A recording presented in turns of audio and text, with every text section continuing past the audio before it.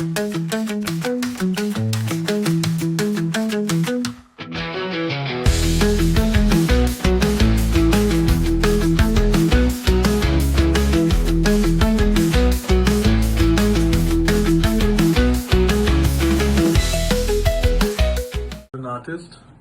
As a writer, दो चीजें बड़ी जरूरी है। एक, खुद कुक करना मतलब खुद लिखना, आप भी जायका दे रहे हैं। और दूसरा इंपॉर्टेंट है कि जो ऑलरेडी कुक हुआ है उसे सर्व करना, मतलब जो लिखा गया है ऑलरेडी उसको भी दुनिया में एक नए वक्त में एक नए तरीके से प्रेजेंट करना। So famous English poet Alexander Pope, anybody heard his name? Okay, so Alexander Pope, उन कई कॉन्ट्रीब्यूशंस हैं उनके। एक तो बहुत ही अच्छा कॉन्ट्रीब्यूशन है, अगर हम गूगल में देखेंगे या उनके बारे में पढ़ेंगे, सो ही क्लियरली सेज कि पोयम को पोयम ही बोलते हैं, प्रोनाउंसिएशन में POYEM, पोम नहीं है। आजकल पोम लोग कहते हैं, ठीक है, to each is own, but the right thing is poem. People get adamant, no it's poem, यही correct pronunciation, it's not any how. So Alexander Pope famous for writing long poem, Rape of the Lock, बहुत ही अच्छी poem है, modern poem है।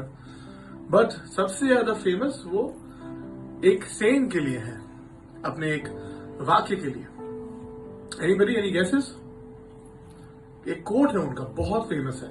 अब मैं बताऊंगा तो आप लोग कहेंगे अच्छा ये उन्होंने कहा है। Okay, to err is to human and to forgive is divine. अर्थात तात्पर्य, टू err गलती करना, टू err इज ह्यूमन, गलती करना हम इंसानों की फितरत है, हमारी आदत है, nothing bad in that. But माफ कर देना, टू फॉरगिव इज डिवाइन, माफ करना दैवीय स्वरूप है, रब की क्वालिटी है। हम में से हर कोई इस सेइंग को कभी ना कभी थोड़े बहुत जी जाता है, पर कोई ऐसा शख्स नहीं जो हर वक्त इसे एम्बॉडी करे।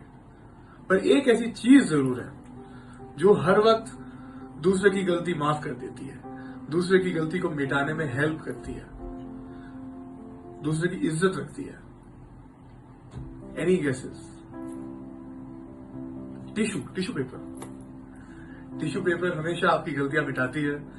दाग, कुछ गिर गया टेबल पे, you can wipe it of. कुछ कपड़ों पे लग गया, कुछ चेहरे पे लगा है, खाने वाने का निशानात पे लगा है, wipe it off, you can throw it, doesn't mind.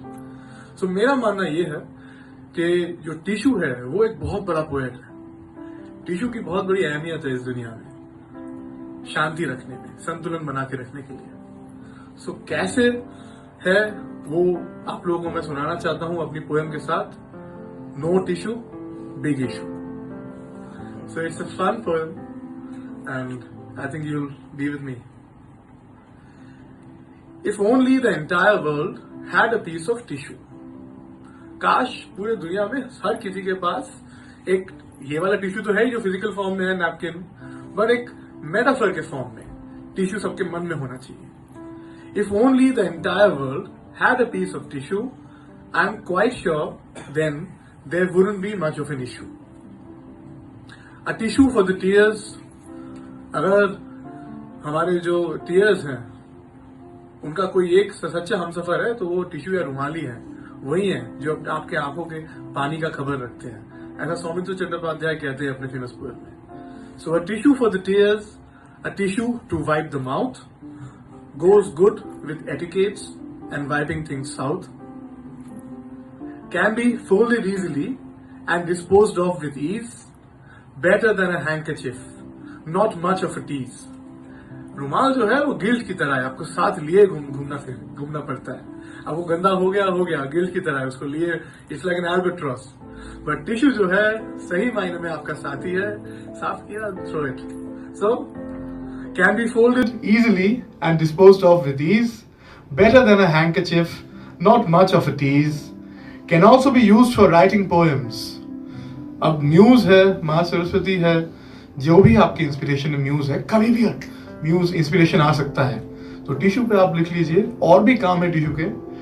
Can also be used for writing poems and jotting down a note or sending a secret proposal too easy to decode. helps in clearing spillovers of words and food, can aid in some other work depending on mood. So sweet this tissue is, such a helping sort, a resource that never runs out, can again be easily bought. If only we had one for all mistakes. If only we had one for all mistakes, I'm certain then this world wouldn't be up for the stakes. So, thank you. So keep a tissue with you in here if possible, but always in here. And I'm sure we'll help others live a happy life, and we'll make this world a happier place. Thank you so much.